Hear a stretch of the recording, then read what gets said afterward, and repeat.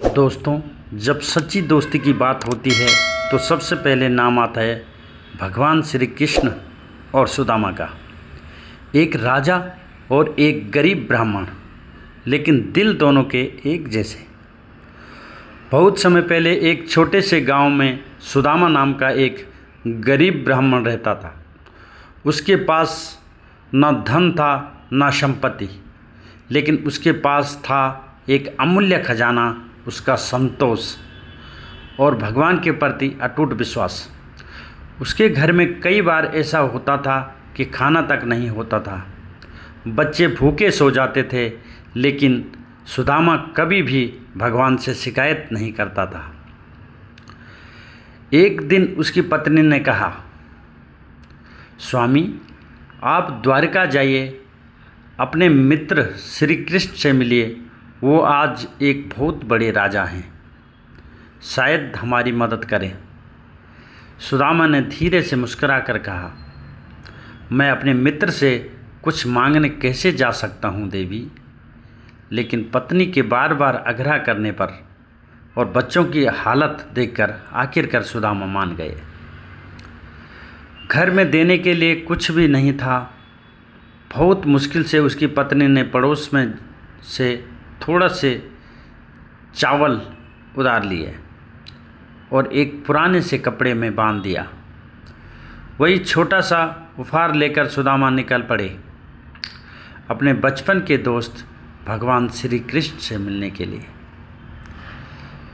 लंबा सफ़र, नंगे पैर, थका हुआ शरीर, लेकिन दिल में बस एक बात की खुशी कि आज मैं अपने कृष्णा से मिलने जा रहा हूँ। जैसे ही सुदामा द्वारका पहुँचे, उनकी आंखें चौंधिया गई। सोने के महल, चारों तरफ वैभव, हर तरफ खुशहाली ही खुशहाली। वे सोचने लगे कि क्या मेरा दोस्त मुझे पहचान पाएगा। लेकिन जैसे ही भगवान श्री कृष्ण को पता चला कि उनका सुदामा आया है, वो सिंहासन छोड़कर नंगे पांव दौड़ पड़े। वो एक राजा नहीं बल्कि एक दोस्त दौड़ रहा था। उन्होंने सुदामा को गले से लगाया और इतना कस कर जैसे कि सालों की दूरी एक पल में ख़त्म कर देना चाहते हों। उनकी आंखों से आंसू बह रहे थे। द्वारका के लोग सोचने लगे कि ये कौन है जिनके लिए भगवान खुद दौड़ पड़े। श्री कृष्ण ने सुदामा को अपने सिंहासन पर बिठाया और खुद नीचे बैठकर उनके पैर धोने लगे। ये वही श्री कृष्ण थे जिनके चरणों में पूरा संसार झुकता था, और आज अपने दोस्त के चरणों में झुक चुके थे और उनके चरण धो रहे थे। सुदामा की आंखों से आंसू रुक ही नहीं रहे थे। श्री कृष्ण ने मुस्कुराते हुए कहा कि हे मित्र, मेरे लिए कुछ लाए हो।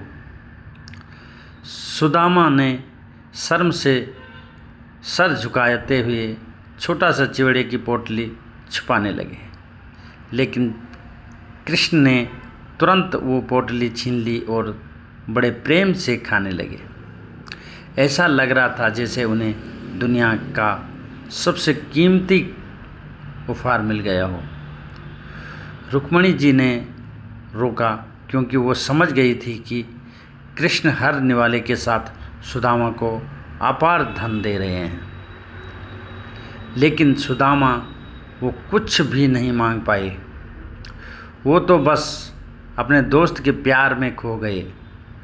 कुछ समय बाद जब वो वापस अपने घर लौटने लगे तो रास्ते भर सोचते रहे कि मैंने कुछ भी नहीं मांगा। लेकिन उनके दिल में कोई दुख नहीं था, क्योंकि उन्हें अपने मित्र का सच्चा प्रेम जो मिल चुका था। जब वे अपने गांव पहुंचे तो देखकर हैरान रह गए। जहां उनकी टूटी फूटी झोपड़ी थी, वहां अब एक भव्य महल खड़ा था। उनकी पत्नी, बच्चे सुंदर वस्त्रों में थे और चारों ओर सुख समृद्धि थी। सुदामा समझ गए कि मैंने कुछ नहीं मांगा, लेकिन मेरे कृष्णा ने मुझे सब कुछ दे दिया है। यही एक सच्ची दोस्ती होती है दोस्तों, जहाँ शब्दों की ज़रूरत नहीं होती, जहाँ मांगने की ज़रूरत नहीं होती। दिल की बात बिना कहे समझ ली जाती है, वही सच्चा दोस्त कहलाता है। श्री कृष्ण और सुदामा की ये कहानी हमें ये सिखाती है कि अगर सच्चा दिल हो और भगवान पे अटूट विश्वास हो तो भगवान दोस्त बनकर भी आपके जीवन में आ सकते हैं।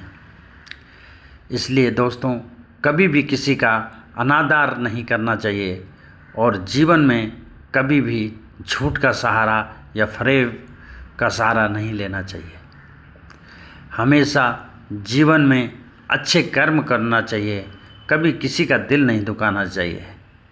भगवान एक दिन आपकी ज़रूर सुनेगा, ऐसा विश्वास रखना चाहिए और भगवान पे विश्वास रखना चाहिए कि भगवान एक ना एक दिन आपकी ज़रूर सुनेगा। भगवान सबको देता है, सब कुछ देता है, बस अगर कुछ चीज़ की ज़रूरत है तो वो है धैर्य और भगवान पे अटूट विश्वास। तो दोस्तों, ये कहानी आपको कैसे लगी कमेंट बॉक्स में ज़रूर लिखना, और आप कहाँ से इस कहानी को देख रहे हो, उस शहर का नाम, उस गांव का नाम ज़रूर लिखना, ताकि आपकी कमेंट पढ़कर हमें मोटिवेशन मिलता है, ताकि हम और ऐसी सच्ची घटना और अच्छी कहानी आप तक पहुंचाते रहेंगे। आपका तहे दिल से धन्यवाद, और चैनल को सब्सक्राइब जरूर करना ताकि हमारी आने वाली नई कहानी आप तक सबसे पहले पहुंचे। धन्यवाद। जय श्री कृष्ण। राधे राधे।